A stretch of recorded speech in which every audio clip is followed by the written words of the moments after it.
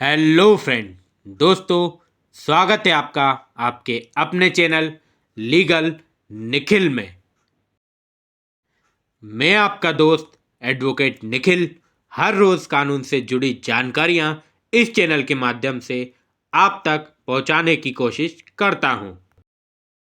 तो अगर अभी तक आपने इस चैनल को सब्सक्राइब नहीं किया है तो प्लीज़ चैनल को सब्सक्राइब करें ताकि कानून की हर जानकारी आपको मिलती रहे। तो चलिए बिना टाइम गवाए वीडियो को शुरू करते हैं। तो दोस्तों, घरेलू संबंधों को निभाने के लिए कुछ कानूनी जिम्मेदारियां भी निभानी पड़ती है। पत्नी, नाबालिग बच्चे, अविवाहित बेटी, वृद्ध माता पिता और विधवा बहू का भरण पोषण का हक विभिन्न कानूनों द्वारा सुरक्षित है। भरण पोषण में भोजन, वस्त्र, आवास, शिक्षा और चिकित्सा उपचार के प्रावधान शामिल है। एक अविवाहित पुत्री को उसकी शादी के लिए उचित खर्चों का भी अधिकार है। जो व्यक्ति भरण पोषण का जिम्मेदार है, अगर उसकी मृत्यु हो जाती है तो दावेदार उसके आश्रित बन जाते हैं, चाहे वे माता, पिता, विधवा बहू जिसने दोबारा शादी नहीं की है, अविवाहित पुत्री अथवा विधवा पुत्री हो। जहां तक वे अपने पति, पुत्र, ससुर की संपत्ति से भरण पोषण नहीं पा सकती, भरण पोषण का क्लेम तब उठता है जब भरण पोषण का जिम्मेदार व्यक्ति अपने कर्तव्यों से विमुख या उसका उल्लंघन करता है। एक भारतीय परिवार की सामान्य आर्थिक व सामाजिक सेटिंग में पुरुष सदस्य अपने परिवार का मुखिया होता है, जो अपने परिवार के लिए जीविकोपार्जन करता है और अपने परिवार के अन्य सदस्यों का पोषण करता है। ये भी कानूनी तौर पर संभव है कि पत्नी अपने पति का भरण पोषण करे अगर वे आर्थिक तौर से उस पर निर्भर है। घरेलू जीवन में बिना किसी औपचारिक मांग के अधिकारों की पूर्ति होती रहती है। मांग और हस्तांतरण का मुद्दा तब उठता है जब उदाहरण के तौर पर पति ने अपनी पत्नी का परित्याग कर दिया हो या उसके साथ क्रूरता का व्यवहार करता हो और इस प्रकार उसे अलग रहने के लिए मजबूर कर दिया हो, या पति ने दूसरी शादी कर ली हो या किसी रखेल के साथ रहता हो।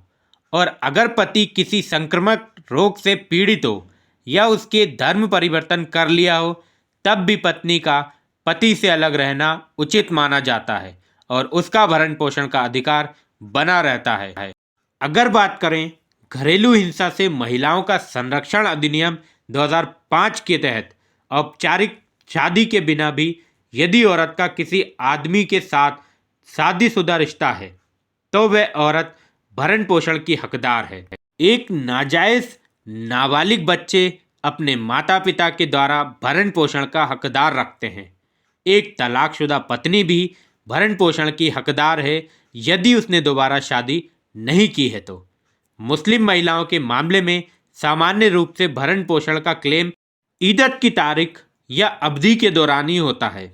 एक फौजदारी अदालत के समक्ष भरण पोषण के मामले में अगर मुस्लिम पति फौजदारी अदालत के अधिकार क्षेत्र का विरोध करता है तो पत्नी का क्लेम राज्य वक्फ बोर्ड तय करेगा और भुगतान करेगा। डैनियल लतीफ़ 2001 और शबाना बानो 2009 के मुकदमों में सर्वोच्च न्यायालय ने निर्णय दिया है कि एक तलाकशुदा मुस्लिम पत्नी इद्दत के अवधि के दौरान भी भरण पोषण की हकदार है अगर उसने दोबारा शादी नहीं की है तो। भरण पोषण की राशि पक्षों की हैसियत और हालात पर निर्भर करती है और दावेदार की उचित ज़रूरतें, उसका अलग रहने का औचित्य, उसके आर्थिक साधन और उन व्यक्तियों की संख्या जो प्रतिवादी पर भरण पोषण के लिए निर्भर हैं। साधारणतः भरण पोषण के मामलों में जो व्यक्ति भरण पोषण के लिए बाध्य है उसके शुद्ध वेतन में से लगभग 20 से 25% का दावेदार है। ऐसे ही बात करें दंड प्रक्रिया संहिता की धारा 125 के तहत भरण पोषण की, तो याचिका न्यायिक अधिकारी के समक्ष दायर की जा सकती है। जहां पारिवारिक अदालतों की स्थापना की जा चुकी है, वहां इस प्रकार की याचिकाएं उन अदालतों में दायर की जा सकती हैं और आवश्यक न्यायालय शुल्क का भुगतान करके दीवानी दावा भी दायर किया जा सकता है। दीवानी कार्रवाई के दौरान प्रतिवादी की संपत्ति कुर्क भी कराई जा सकती है। भरण पोषण का अधिकार जो है, भरण पोषण के लिए जिम्मेदार व्यक्ति की संपत्ति के खरीदार के विरुद्ध भी लागू किया जा सकता है। जब खरीदार को इस क्लेम का नोटिस था या जब यह हस्तांतरण बिना किसी लेन देन का हुआ हो, भरण पोषण के आदेश की पालना के लिए बाध्य व्यक्ति को गिरफ्तार भी किया जा सकता है और उसका वेतन और संपत्ति भी कुर्क की जा सकती है। वर्ष 2007 में एक नया अधिनियम का गठन किया गया है, जिसके अंतर्गत माता पिता जिनकी अनदेखी हो और संतानहीन वरिष्ठ नागरिकों के भरण पोषण का प्रावधान किया गया हो, इस अधिनियम के तहत गठित न्यायालय के समक्ष याचिका दायर करने की तिथि से 90 दिनों के भीतर राहत दिलवाने का प्रावधान है। इन वरिष्ठ नागरिकों के अधिकारों की रक्षा शैक्षिक संगठनों द्वारा भी की जा सकती है। न्यायाधिकरण दावे को मध्यस्थता के लिए भी भेजा जा सकता है। यह स्वयं निर्णय कर सकता है और न्यायाधीश को भरण पोषण के लिए 10,000 रुपये प्रति माह तक अनुदान देने का अधिकार है। अब बात करते हैं कि दंड प्रक्रिया संहिता की धारा 125 जो है, कौन व्यक्ति इस कानून के द्वारा हकदार पाने का अधिकारी है और किसके द्वारा उसको भरण पोषण दिया जाएगा। तो इस कानून के तहत पत्नी को पति द्वारा भरण पोषण दिया जाएगा, नाबालिग बच्चे को पिता द्वारा, मानसिक व शारीरिक अपंगता वाले बच्चे को पिता द्वारा और माता पिता जो आर्थिक तौर पर असमर्थ हैं उनको पुत्र द्वारा भरण पोषण दिया जाएगा। भरण पोषण राशि जो है निश्चित करने के लिए अदालत किन किन कारणों पर ध्यान रखती है, अगर उसकी बात करें तो भरण पोषण देने और मांगने वाले दोनों की आय और दूसरी संपत्तियों की बात करती है, उस पर अदालत ध्यान देती है। भरण पोषण देने वाले और मांगने वाले दोनों की कमाई के साधनों पर ध्यान देती है। भरण पोषण मांगने वाले की उचित ज़रूरतों पर ध्यान देती है। यदि दोनों अलग रह रहे हैं तो उनके उचित कारण पर ध्यान देती है। भरण पोषण मांगने वाले उचित हकदारों की संख्या पर ध्यान देती है। वह पत्नी भरण पोषण मांगने की हकदार नहीं है जो परगमन में रह रही हो, इनकार करती है या आपसी समझौते से अलग रह रही हो, उसको ये नहीं मिलेगा।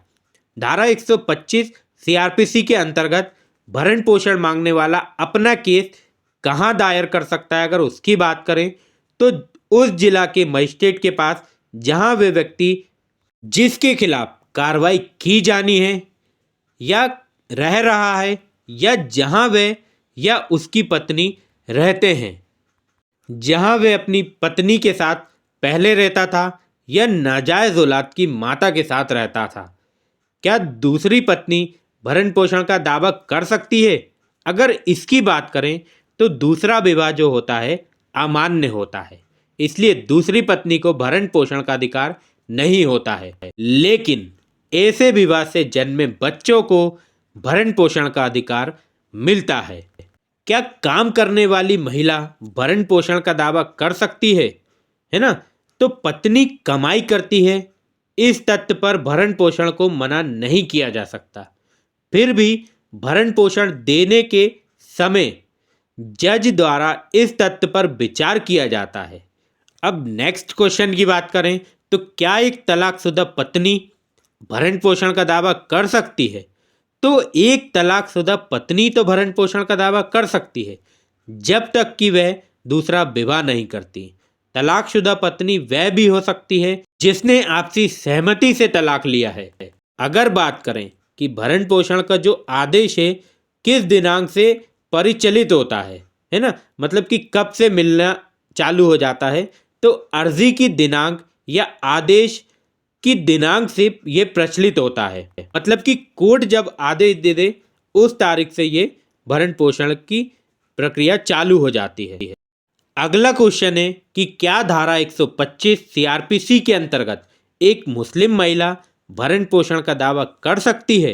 तो इसमें माननीय सर्वोच्च न्यायालय ने शबाना बानो मुद्दे में तलाकशुदा मुस्लिम महिलाओं को भरण पोषण का अधिकार दिया था, परंतु बाद में भारत सरकार ने माननीय सर्वोच्च न्यायालय के निर्णय को विशेष कानून बनाकर रद्द कर दिया। इस नए कानून के तहत दंड प्रक्रिया संहिता की धारा 125 के अंतर्गत मुस्लिम पत्नी द्वारा भरण पोषण से संबंधित याचिका की सुनवाई के दौरान पति अपराधित न्यायालय के अधिकार क्षेत्र को चुनौती दे सकता है। इस प्रकार के भरण पोषण के मामले को निपटारा मुस्लिम महिला तलाक से संबंधित अधिकार का संरक्षण अधिनियम के प्रावधानों के अनुसार किया जाता है। धारा 125 सीआरपीसी के अंतर्गत जो है भरण पोषण के आदेश कैसे लागू किए जाते हैं उसकी बात करें तो धारा 125(3) के तहत यदि कोई आदमी पर्याप्त कारणों के रहित भरण पोषण देने से इनकार करता है और अदालत के आदेश का उल्लंघन करता है तो मजिस्ट्रेट उस पैसे की वसूली के लिए वारंट जारी कर सकता है, और यदि उस आदमी ने वारंट जारी होने के बाद पूरा या प्रत्येक माह का भत्ता ना दिया तो उसे सज़ा हो सकती है, जो कि 1 माह तक हो सकती है या जब तक वह भत्ता नहीं देता तब तक की। धारा 125 के तहत यदि कोई प्रार्थना पत्र लंबित है तो क्या अंतरिम भरण पोषण देने का प्रावधान है? इस पर अगर बात करें तो मजिस्ट्रेट याचिका लंबित होने के दौरान भरण पोषण देने के लिए अंतरिम आदेश पास कर सकता है। अगला क्वेश्चन है कि यदि कोई आदमी भरण पोषण के आदेश से संतुष्ट नहीं है तो क्या उपाय है उसका? तो इसके लिए पीड़ित पक्ष उस न्यायालय के आदेश के खिलाफ सत्र न्यायालय में पुनर्याचिका दायर कर सकता है, और ये पुनर्याचिका अंतरिम भरण पोषण के आदेश के खिलाफ भी डाली जा सकती है। अब इस तालिका में आप देख लें कि हिंदू दत्तक और भरण पोषण कानून 1950 की धारा 18 से 23 तक कौन व्यक्ति भरण पोषण पाने का हकदार है और वो किससे भरण पोषण मांग सकता है। आप इस तालिका को अच्छे से ध्यान से देख लीजिए।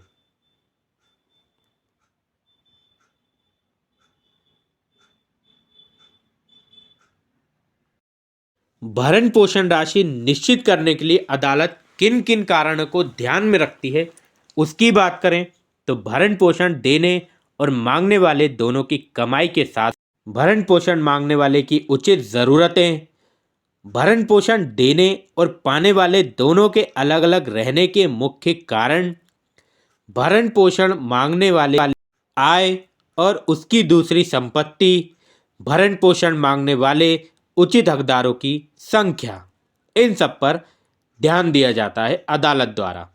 भरण पोषण मांगने वाला अपना केस कहाँ दाखिल कर सकता है?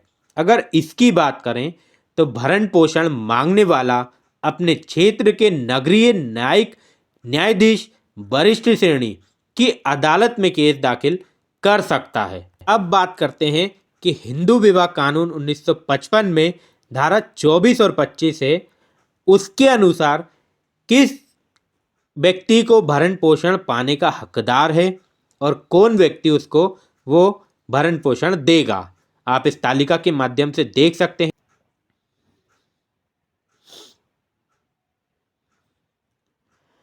भरण पोषण राशि जो है निश्चित करने के लिए अदालत किन किन कारणों को ध्यान में रखती है हिंदू विवाह कानून के तहत? तो भरण पोषण देने और मांगने वाले दोनों की आय और अन्य संपत्तियों पर ध्यान देती है, दोनों के व्यवहार को ध्यान देती है, केस की अन्य परिस्थितियों को ध्यान में रखकर दोस्तों भरण पोषण का जो आदेश है बदला या समाप्त भी किया जा सकता है यदि जिसके हक में धारा 25 के अंतर्गत फैसला किया गया है वह दोबारा विवाह करता है, या यदि वह पक्ष पत्नी है और वह पतिव्रता नहीं रह गई है, या यदि वह पक्ष पति है और उसने विवाहित जीवन के बाहर किसी दूसरी स्त्री के साथ संभोग किया है, तो भरण पोषण का आदेश बदला या समाप्त किया जा सकता है। भरण पोषण मांगने वाला अपना केस कहाँ दायर कर सकता है? तो उस क्षेत्र की जिला अदालत में जिसकी स्थानीय सीमाओं में उसका विवाह हुआ था, या प्रतिवादी रहता हो, या दोनों पक्ष जहां साथ रहते थे, या जहां पत्नी याचिका करता है, जहां वे याचिका की प्रस्तुति के दिन रह रही है। अब इस तालिका के माध्यम से आप देख सकते हैं कि घरेलू हिंसा में महिला संरक्षण कानून 2005 धारा 20 जो है, किस तरह से किस व्यक्ति को हक देती है भरण पोषण पाने का, और किस व्यक्ति से वो भरण पोषण मांग सकते हैं। आप देख सकते हैं तालिका 1 और तालिका 2 के अनुसार। भरण पोषण की राशि निश्चित करने के लिए अदालत किन किन कारणों को ध्यान देती है, इस पर फिर बात करते हैं अपन। तो भरण पोषण देने और मांगने वाले दोनों की आय और अन्य संपत्तियां, दोनों का व्यवहार, केस की अन्य परिस्थितियां, इन सब पर न्यायालय ध्यान देती है। उसके अनुसार ही भरण पोषण निश्चित करती है। भरण पोषण मांगने वाला अपना केस कहाँ दायर कर सकता है? अगर उसकी बात करें तो प्रथम वर्गीय मजिस्ट्रेट के पास जो उस क्षेत्राधिकार में कार्यरत हो, जहां पीड़ित अस्थायी रूप से रहती हो या प्रतिवादी रहता हो, या जिस क्षेत्र में घरेलू हिंसा के आरोप दर्ज किए गए हों। आगे हम बात करते हैं कि माता पिता और वरिष्ठ नागरिकों के लिए भरण पोषण और कल्याण अधिनियम 2007 है, उसमें किस तरह के व्यक्ति भरण पोषण पाने के हकदार हैं। आप इस तालिका के माध्यम से देख लीजिए, और किस व्यक्ति से वो भरण पोषण मांग सकते हैं, आप इस तालिका देख सकते हैं। इस अधिनियम के तहत कितनी भरण पोषण राशि दी जा सकती है, अगर उसकी बात करें तो इस कानून के तहत राज्य सरकार द्वारा निर्धारित अधिकतम भरण पोषण राशि 10,000 रुपये प्रति माह से अधिक नहीं होगी। भरण पोषण राशि निश्चित करने के लिए अदालत किन किन कारणों पर ध्यान रखती है, उस पर ध्यान दीजिए आप। तो भरण पोषण देने और मांगने वाले दोनों की आय और अन्य संपत्तियों पर ध्यान देती है, दोनों का व्यवहार पर ध्यान देती है, केस की अन्य परिस्थितियों पर भी ध्यान देती है। अब भरण पोषण का जो केस है वो कहाँ पर दायर किया जाएगा? तो धारा 7 के अंतर्गत गठित भरण पोषण अधिकरण के पास, जिसका अध्यक्ष उपमंडल मजिस्ट्रेट होता है, वहां आप जाकर केस दर्ज कर सकते हैं। तो इस तरह से आपने जाना अलग अलग कानून में भरण पोषण के बारे में। तो दोस्तों, मिलते हैं नेक्स्ट वीडियो में किसी नए टॉपिक के साथ। तब तक के लिए जय हिंद, जय भारत।